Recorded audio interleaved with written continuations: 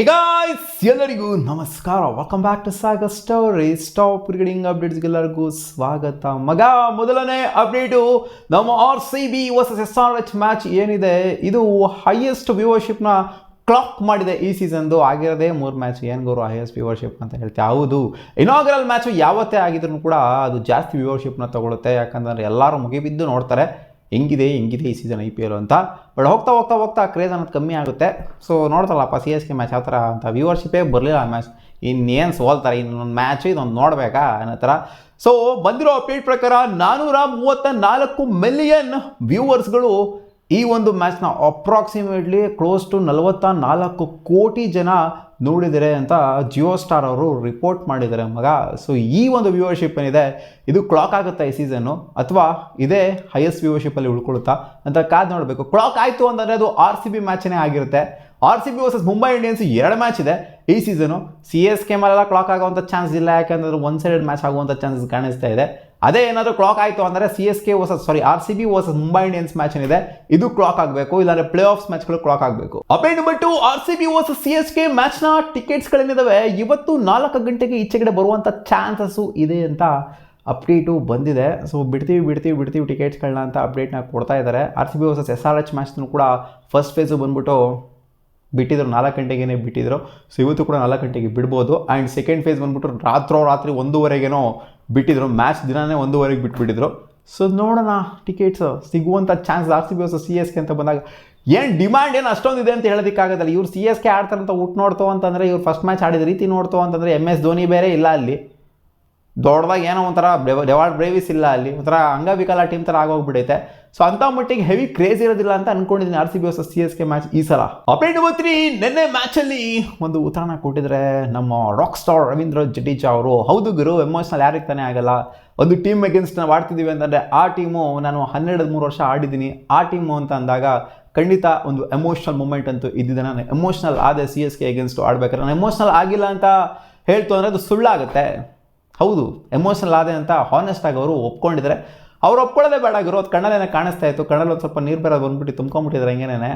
So ಅವ್ರು ಹೇಳಿದ್ದಾರೆ, ಹೌದು ಹಿಂದೆ ಆಡಿದ್ದೆಲ್ಲ ಹಿಂದೆಗಾಯಿತು, ನಾನು ಯಾವ ಥರ ಚಾಲೆಂಜ್ನ ತೊಗೊಂಡೆ ಅಂತ ಅಂದರೆ ಇದು ಒಂದು ಹೊಸ ಅಧ್ಯಾಯ ಅನ್ನೋ ಥರ ನಾವು ಇದನ್ನು ಟ್ರೀಟ್ ಮಾಡಬೇಕಾಗತ್ತೆ.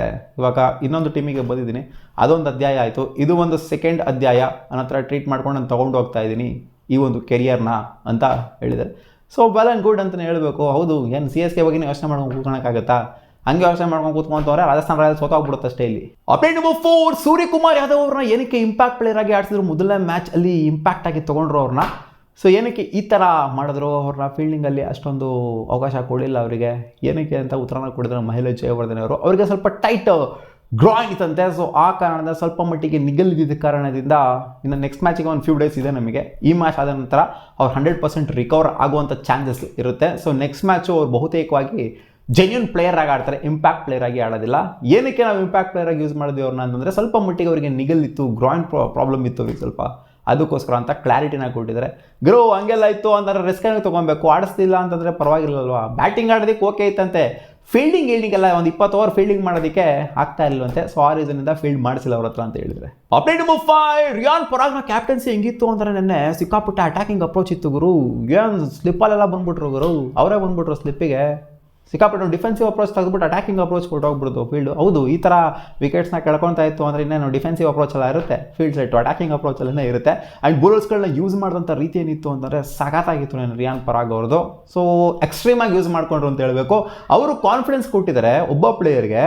ಅದೇ ವೈಭವ್ ಸೂರ್ಯವಂಶಿಗೆ ಏನೂ ಮ್ಯಾಟ್ರ್ ಆಗಲ್ಲ ಗುರು, ನೀನು ಹೆಂಗೆ ಆಡ್ತೀಯೋ ಬಿಡ್ತೀಯೋ ಗೊತ್ತಿಲ್ಲ, ನೀನು ಡುಬಾಕ್ ಆಗ್ತೀಯೋ ಅಥವಾ ಟಾಪ್ ಕ್ಲಾಸ್ ಆಗ್ತೀಯೋ, ನೀನು ಹೈಯೆಸ್ಟ್ ರನ್ ಗೇಟರ್ ಆಗ್ತೀಯೋ ಅಥವಾ ಲೋಯೆಸ್ಟ್ ರನ್ ಗೇಟರ್ ಆಗ್ತೀಯೋ ಈ ಟೂರ್ನಮೆಂಟಲ್ಲಿ ನಮ್ಗೆ ಅದೆಲ್ಲ ಗೊತ್ತಿಲ್ಲ, ನೀನು 14 ಮ್ಯಾಚ್ನೂ ಕೂಡ ಆಡ್ತಾ ಇದೆಯಾ ಅಂತ ಒಂದು ಕಾನ್ಫಿಡೆನ್ಸ್, ಹೆವಿ ಕಾನ್ಫಿಡೆನ್ಸ್ನಾಗ ಕೊಟ್ಬಿಟ್ಟಿದ್ದಾರೆ. ಅಂದರೆ ಫಸ್ಟ್ ಮ್ಯಾಚಲ್ಲಿ 50 ಈ ರೇಂಜ್ಗೆ ಬಂದಾದಮೇಲೆ ಅಂದರೆ 15 ಬಾಲಿಗೆ 50 ಈ ಥರ ಒಂದು ಸೈಕ್ ಇನ್ನಿಂಗ್ಸ್ ಬಂದಾದಮೇಲೆ ಯಾವ ಬ್ಯಾಟರ್ನ ತಾನೇ ಕೂರಿಸೋದಕ್ಕಾಗತ್ತೆ. ಹೌದು, 1-2 ಮ್ಯಾಚ್ ಹಂಗೆ ಹಿಂಗೆ ಆಗ್ಬೋದು, ಹಂಗಂತ ಕೂರ್ಸೋದಿಲ್ಲ ನಿನ್ನನ್ನು 14 ಮ್ಯಾಚ್ ಕೂಡ ಆಡ್ತೀಯ ಅಂತ. ಅಪ್ಡೇಟ್ ನಂಬರ್ 6, ರವೀಂದ್ರ ಜಡೇಜಾ ಅವರು ಮಾತಾಡಿದರೆ ವೈಭವ್ ಸೂರ್ಯವಂಶಿ ಬಗ್ಗೆ. ನಾನು ಸ್ಟಂಪ್ ಲೆಂತಲ್ಲಿ ಬೌಲಿಂಗ್ ಮಾಡ್ತೀನಿ, ಯಾವಾಗಲೂ ಕೂಡ ಆ ಲೈನಲ್ಲೇ ಬಾಲ್ನ ಇಟ್ಟಿರ್ತೀನಿ ಎಲ್ಲರಿಗೂ ಕೂಡ. ಬಟ್ ನಾನು ಅದೇ ಏನಾದರೂ ಇವರಿಗೆ ಬೌಲಿಂಗ್ ಮಾಡಿದೆ ಅಂತಂದರೆ, ವೈಭವ್ ಸೂರ್ಯವಂಶಿಗೆ ಬೌಲಿಂಗ್ ಮಾಡಿದೆ ಅಂತಂದರೆ ಸ್ಟಂಪ್ ಲೈನಲ್ಲಿ ಅವರು ಸ್ಟ್ಯಾಂಡ್ಸಿಗೆ ಕಳಿಸಿರ್ತಾರೆ ಬಾಲ್ನ. ಪ್ರಾಕ್ಟೀಸಲ್ಲಿ ನೆಟ್ಸಲ್ಲಿ ಆಡ್ಬೇಕಾದ್ರೂ ಕೂಡ ಇದೇ ಮಾಡ್ತಾಯಿದ್ರು. ಒಂಥರ ವಿಚಿತ್ರ ಕೈಂಡ್ ಆಫ್ ಬ್ಯಾಟರು. ಇವರಂಥ ಬ್ಯಾಟ್ರನ್ನ ಒಂದು ರೇಂಜಿಂಗ್ ಅಂದರೆ ಇವ್ರ ಥರ ಬ್ಯಾಟ್ರ ನೋಡಿಲ್ಲ ಅಂತಲ್ಲ, ಒಟ್ಟಲ್ಲಿ ಈ ಥರ ಬ್ಯಾಟ್ರ್ ಎಕ್ಸ್ಕ್ಯೂಸ್ ಮಿ ಸಿಗೋದು ರೇರ್ ಅಂತ ಹೇಳಿದ್ದಾರೆ. ಯಾಕೆಂತಂದರೆ ರವೀಂದ್ರ ಜಡೇಜಾಗೆ ಹೊಡಿಬೇಕು ಅಂತಂದರೆ ಅವರ ವೇರಿಯೇಷನ್ಸ್ಗೆ ಅವ್ರಿಗೆ ಇರುವಂಥ ಸ್ಕಿಲ್ಗಳಿಗೆ ಹೊಡಿಬೇಕು ಅಂತಂದರೆ ಸುಮ್ಮನೆ ಮಾತಲ್ವೇ ಅಲ್ಲ. ಆಲ್ಮೋಸ್ಟ್ ಎಲ್ಲ ಬಾಲ್ನು ಕೂಡ ಸ್ಟ್ಯಾಂಡ್ಸಿಗೆ ಕಳಿಸ್ತಾರೆ ಅಂತ ಹೇಳಿದ್ದಾರೆ. ಅಪ್ಡೇಟ್ ನಂಬರ್ 7, ಜಾಸ್ ದ ಬಾಸ್. ಜಾಸ್ ಬಾಟ್ಲರ್ ಒಂದು ಸ್ಟೇಟ್ಮೆಂಟ್ ಕೊಟ್ಟಿದ್ದಾರೆ ರೋಹಿತ್ ಶರ್ಮಾ ಅವರ ಬಗ್ಗೆ. ನಾನು ವೆರಿ ಫ್ಯೂ ಪ್ಲೇಯರ್ಸ್ಗಳನ್ನ ಟಿ ವಿಲಿ ನೋಡ್ತೀನಿ, ಅಂದರೆ ಯಾವುದೇ ಮ್ಯಾಚ್ ಆಗಿರಲಿ ವೆರಿ ಫ್ಯೂ ಪ್ಲೇಯರ್ಸ್ಗಳನ್ನ ನೋಡ್ತೀನಿ. ಅದು IPL ನಡೀತಾ ಇದ್ರು ಅಷ್ಟೇ, ನಾನು ಆಡ್ತಾ ಇದ್ರು ಅಷ್ಟೇ, ಬಿಡ್ತಾ ಇದ್ರು ಅಷ್ಟೇ, ಇಂಡಿಯಾ ಮ್ಯಾಚ್ ಆಗಿರೋ ಅಷ್ಟೇ, ನಾನು ಈ ಪ್ಲೇಯರ್ನ ಮಾತ್ರ ಟಿ ವಿಲಿ ನೋಡೋದಕ್ಕೆ ಇಷ್ಟಪಡ್ತೀನಿ. ನಾನು ಏನಾದರೂ ನೋಡ್ತಾ ಇದ್ದೀನಿ ಅನ್ನೋದು ಇವರೇ ಆಗಿರುತ್ತೆ ಟಿ ವಿಲಿ. ರೋಹಿತ್ ಶರ್ಮಾ ಅವರ ಇನ್ನಿಂಗ್ಸ್ನ ಅವರು ಕಣ್ಣು ಮುಚ್ಚದೆ ನೋಡ್ತಾರಂತೆ. ರೋಹಿತ್ ಶರ್ಮಾ ಅವ್ರು ಬ್ಯಾಟಿಂಗ್ ಬಂದರು ಅಂದರೆ ಪಕ್ಕ ಟಿ ವಿ ಆನ್ ಮಾಡ್ಕೊತಾರಂತೆ. ಅವ್ರು ಔಟ್ ಆಗಿದ ತಕ್ಷಣ ಟಿ ವಿ ಆಫ್ ಮಾಡಿಬಿಡ್ತಾರಂತೆ. ಸೊ ರೋಹಿತ್ ಶರ್ಮಾ ಅವರ ಬ್ಯಾಟಿಂಗ್ನ ಅವ್ರು ಎಂಜಾಯ್ ಮಾಡ್ತಾರಂತೆ ಟಿ ವಿಲಿ ನೋಡೋದಲ್ಲಿ. ಅಂದರೆ ವೆರಿ ಫ್ಯೂ ಪ್ಲೇಯರ್ಸ್ನ ನೋಡ್ತೀನಿ, ಅದ್ರಲ್ಲಿ ರೋಹಿತ್ ಶರ್ಮಾ ಕೂಡ ಒಬ್ಬರು ಆ್ಯಂಡ್ ಅವ್ರು ಟಾಪಲ್ಲಿ ಇರ್ತಾರೆ ಅಂತ ಹೇಳಿದರೆ. ಅಪ್ಡೇಟ್ ನಂಬರ್ 8, ಬಾಂಗ್ಲಾದೇಶ್ನ ಬ್ರಾಡ್ಕಾಸ್ಟ್ ರಿಲೇಟೆಡ್ ಅಪ್ಡೇಟ್ ಬರ್ತಿದೆ. IPL ಬ್ರಾಡ್ಕಾಸ್ಟ್ ಆಗುತ್ತಾ ಆಗಲ್ವಾ ಅನ್ನೋ ರಿಲೇಟೆಡ್ ಕ್ಲಾರಿಟಿ ಸಿಕ್ಕಿದೆ. ಬಾಂಗ್ಲಾದೇಶ್ ಅವರೇನೋ ಅಪ್ಲಿಫ್ಟ್ ಮಾಡಿಬಿಟ್ರು, ಇಲ್ಲ ಗುರು ನಾವು ಬ್ರಾಡ್ಕಾಸ್ಟ್ ಮಾಡ್ತೀವಿ, ರೆಡಿ ಇದ್ದೀವಿ, ನಾವು ಬ್ಯಾನ್ಗಿನೆಲ್ಲ ಮಾಡೋದಿಲ್ಲ IPL ಅಂತ ಅವ್ರು ಎತ್ಬಿಟ್ರು. ಬಟ್ ಇಲ್ಲಿ ನೋಡ್ತು ಅಂತಂದರೆ ಜಿಯೋ ಸ್ಟಾರ್ ಅವರನ್ನೇ ಎತ್ಬಿಟ್ಟಿದ್ದಾರೆ. ನಾವು ಬಾಂಗ್ಲಾದೇಶಿಗೆಲ್ಲ ಕೊಡೋದಿಲ್ಲ, ನೀವೇನು ಟೆಲಿಕಾಸ್ಟ್ ಏನು ಮಾಡಬೇಡಿ, ನೀವು ಬ್ರಾಡ್ಕಾಸ್ಟ್ ಏನು ಮಾಡಬೇಡಿ ನೀವು ಅಂತ ಜಿಯೋ ಸ್ಟಾರ್ ಅವರು ಆ್ಯಕ್ಚುಲಿ ಲೋಕಲ್ ಬ್ರಾಡ್ಕಾಸ್ಟರ್ ಜೊತೆಗೆ, ಬಾಂಗ್ಲಾದೇಶನ ಲೋಕಲ್ ಬ್ರಾಡ್ಕಾಸ್ಟರ್ ಜೊತೆಗೆ ಡೀಲಲ್ಲಿ ಇದ್ರಂತೆ. ಸೊ ಅವರು ಡೀಲ್ನೇ ಎತ್ಬಿಟ್ಟಿದ್ರಂತೆ, ನಮಗೇನು ಬೇಕಾಗಿಲ್ಲ, ನೀವೇನು ಬ್ರಾಡ್ಕಾಸ್ಟ್ ಏನು ಮಾಡಬೇಡಿ ಅಂತ. ಸೊ ಆ ಕಾರಣದಿಂದ ಇಲ್ಲಿ ಬ್ರಾಡ್ಕಾಸ್ಟ್ ಆಗ್ತಾ ಇಲ್ವಂತೆ ಬಾಂಗ್ಲಾದೇಶಲ್ಲಿ. ಅವರು ಬ್ಯಾನ್ ಮಾಡಿಲ್ಲ, ನಾವೇ ಬ್ಯಾನ್ ಮಾಡಿಬಿಟ್ಟಿದ್ದೀವಿ, ನಿಮಗೆ ಕೊಡಲ್ಲ ನಾವು ಅಂತ ಹೇಳ್ಬಿಟ್ಟಿದ್ದೀವಿ. ಇವ್ರು ಓವರ್ ಆ್ಯಕ್ಷನ್ ಏನಕ್ಕೆ ಮಾಡಬೇಕಾಗಿತ್ತು ಬಾಂಗ್ಲಾದೇಶವರು? IPL ಬ್ಯಾನ್ ಮಾಡ್ತೀವಿ, ಹಂಗೆ ಮಾಡ್ತೀವಿ, ಹಿಂಗೆ ಮಾಡ್ತೀವಿ ಅಂತ. ಆಮೇಲೆ ಅವರೇ ಹೇಳಿದ್ರು ನಾವು ಬ್ಯಾನ್ ಮಾಡೋದಿಲ್ಲ, ಬ್ರಾಡ್ಕಾಸ್ಟ್ ಮಾಡ್ತೀವಿ ಅಂತ. ಮತ್ತು ಇವಾಗ ನಾವೇ ಕೊಡ್ತಾ ಇಲ್ಲ ಅವರಿಗೆ ಬ್ರಾಡ್ಕಾಸ್ಟ್ ಮಾಡಿಬಿಡಿ ಅಂತ. ಬಿಡಿ, ಅವರಿಂದ ಬರುವಂಥ ವ್ಯೂವರ್ಶಿಪ್ ಫಸ್ಟಲ್ಲೇ ಐತೆ, ಇಂಡಿಯಾದಿಂದ ಬರೋದೇ ಸಾಕು ನಮಗೆ. ಅಪ್ಡೇಟ್ ನಂಬರ್ 9, ಹೌದು RCB versus SRH match, inaugural ಮ್ಯಾಚಲ್ಲಿ. ಹೌದು, ಒಂದು ವರ್ಷ ಆದಮೇಲೆ ಆಯಿತು ಮ್ಯಾಚು ಚಿನ್ನಸ್ವಾಮಿ ಸ್ಟೇಡಿಯಮಲ್ಲಿ. ಏನೂ ಆಗಿಲ್ಲ ಅಂತ ಒಂದು ಸೆಕ್ ಆಗೋವಂಥ ಸೀನ್ಗಳು ಏನೂ ಆಗಿಲ್ಲ ಅಂತ ಅನ್ಕೊಳಕ್ಕೆ ಹೋಗ್ಬಿಡಿ, ಆಗಿದೆ. ಇದು ಗೊತ್ತಾಗಿದೆ ಅಂತ ಅಂದ್ಕೊಂಡಿದ್ದು ನಿಮಗೆ. 30 ಫೋನ್ಗಳು ಕಳೆದೋಗ್ಬಿಟ್ಟಿದ್ದಾವಂತೆ ಗುರು. ಬಂದವ್ರದ್ದು ನೋಡೋದಕ್ಕೆ ಅಂತ ಬಂದವ್ರದ್ದು ಫೋನ್ ದೇಪ್ಕೊಂಡು ಹೋಗ್ಬಿಟ್ಟಿದ್ದಾರಂತೆ. ಹೌದು, ಜನ ಅಂತ ಅಂದಮೇಲೆ, ಜನ ಜಾಸ್ತಿ ಸೇರಿದ್ರು ಅಂತ ಅಂದಮೇಲೆ ಇರ್ತಾರಲ್ಲಪ್ಪ, ಕಳ್ಳರು ಗಿಡರು ಎಲ್ಲ ಬಂದಿರ್ತಾರೆ. 30 ಫೋನ್ಗಳು ದೇಪ್ಕೊಂಡು ಹೋಗ್ಬಿಟ್ಟಿದ್ರಂತೆ. ಇನ್ಫ್ಯಾಕ್ಟ್ ರೀಲ್ಸಲ್ಲೆಲ್ಲ ಬರ್ತಾ ಇತ್ತು ಅದು. ಮ್ಯಾಚ್ ಹೆಂಗಿತ್ತು ಅಂತ ಯಾರಾದ್ರೂ ಹೋಗ್ಬಿಟ್ಟು ಕೇಳ್ತಾರೆ, ಮ್ಯಾಚ್ ಏನೋ ಚೆನ್ನಾಗಿತ್ತು, ಆದರೆ ನನ್ನ ಫೋನ್ ಕಳೆದೋಯ್ತು ಅಂತ. ಸೊ ಇರ್ತಾವೆ, ಇದೇನು ಫಾರ್ ದ ಫಸ್ಟ್ ಟೈಮ್ ಏನು ಆಗ್ತಾ ಇಲ್ಲ ಅಲ್ಲಿ 30 ಫೋನ್ಗಳು. ಏನು ಪ್ರತಿಯೊಂದು ಮ್ಯಾಚ್ನೂ ಕೂಡ ಒಂದಲ್ಲ ಒಂದು ಆಗೇ ಆಗುತ್ತೆ, ಫೋನ್ಗಳು ಕಳೆದೋಗುವಂಥದ್ದು ಅದು ಇದೆಲ್ಲ ಆಗೇ ಆಗುತ್ತೆ. ಕಬ್ಬನ್ ಪಾರ್ಕ್ ಪೊಲೀಸ್ ಸ್ಟೇಷನಲ್ಲಿ ಪ್ರಕರಣ ದಾಖಲಾಗಿದೆ. 30 ಫೋನ್ ಉಣ್ಕೊಂಡು ಹೋಗಿದೆಯಂತೆ. ಅಪ್ಡೇಟ್ ನಂಬರ್ 10, ಹೆಂಗೆ ಪ್ಲ್ಯಾನ್ ಮಾಡಿ ಎತ್ತದೆ ದುಬೆ ಅವರ ವಿಕೆಟ್ನ ಅಂತ ರವೀಂದ್ರ ಜಡೇಜಾ ಅವ್ರು ಎಕ್ಸ್ಪ್ಲೈನ್ ಮಾಡಿದರೆ.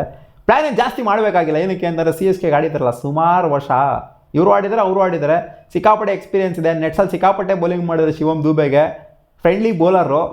ಸೊ ಅವ್ರಿಗೆ ಗೊತ್ತಿಲ್ಲದೆ ಇನ್ಯಾರಿಗೆ ಜಾಸ್ತಿ ಗೊತ್ತಿರುತ್ತೆ. ಸೊ ಅವ್ರು ಹೇಳಿದ್ದಾರೆ ಇವ್ರಿಗೆ ಹೆಂಗೆ ಟೆಂಪ್ ಮಾಡಬೇಕು ಅಂತ ನನಗೆ ಗೊತ್ತಿತ್ತು, ಹಾಕಂಗೆ ಕೊಡಬೇಕು ಬೇಸಿಕಲಿ. ಹಾಕಂಗೆ ಕೊಡ್ತು ಅಂತಂದರೆ ಬಿಸ್ಕತ್ನ ಚೆನ್ನಾಗಿ ತಿಂತಾರೆ ಇವರು. ಸ್ಲಾಟಲ್ಲಿ ಹಾಕಂಗೆ ಕೊಡ್ತೀನಿ, ಹಾಕಂಗೆ ಕೊಟ್ಬಿಟ್ಟು ಹೊಡ್ಸ್ಕೊತಾರೆ. ಮೊದಲನೇ ಬಾಲನ್ನೇ ಸ್ಲಾಟಲ್ಲಿ ಹಾಕೊಟ್ಬಿಟ್ಟು ಹೊಡ್ಸ್ಕೊತಾರೆ. ಆಮೇಲೆ 2 ಬಾಲು ಹಿಡ್ದಾಕ್ತಾರೆ, ಹಿಂದೆ ಹಾಕ್ತಾರೆ, ಸ್ವಲ್ಪ ಲೈನಲ್ಲಿ ಲೆಂತ್ ಮೇಲೆ ಕಂಟ್ರೋಲ್ ಇಟ್ಬಿಟ್ಟು ಆಮೇಲೆ ವೈಡ್ ಲೈನಲ್ಲಿ ಬೌಲಿಂಗ್ನ ಹಾಕ್ತಾರೆ. ವೈಡ್ ಲೈನಲ್ಲಿ ಸ್ಲಾಟ್ಗೆ ಹಾಕಂಗೆ ಕೊಡ್ತಾರೆ. ಸೊ ಗೊತ್ತಿತ್ತು ನನಗೆ ಇದನ್ನು 6 ಏರ್ಸೋದಕ್ಕೆ ಹೋಗ್ತಾರೆ ಅಂತ, ಆ್ಯಂಡ್ ಕ್ಯಾಚ್ ಬರುತ್ತೆ ಅಂತಲೂ ಕೂಡ ಗೊತ್ತಿತ್ತು. ಪ್ಲ್ಯಾನ್ ಮಾಡಿಬಿಟ್ಟು ಎತ್ತದೆ ಅಂತ ಹೇಳಿದ್ದಾರೆ. ಮತ್ತು ಸಿಗುವ ಮುಂದಿನ ವಿಡಿಯೋದಲ್ಲಿ ಗಾಯ್ಸ್ ಇಷ್ಟ ಆಗಿತ್ತು ಟಾಪ್ ಕ್ರಿಕೆಟಿಂಗ್ ಅಪ್ಡೇಟ್ಸ್. ನಿಮಗೆ ವಿಡಿಯೋ ಇಷ್ಟ ಆಗಿತ್ತು ಅಂದರೆ ಲೈಕ್ ಮಾಡಿ, ಚೆನ್ನಾಗಲ್ಲ ಸಿಗುವ.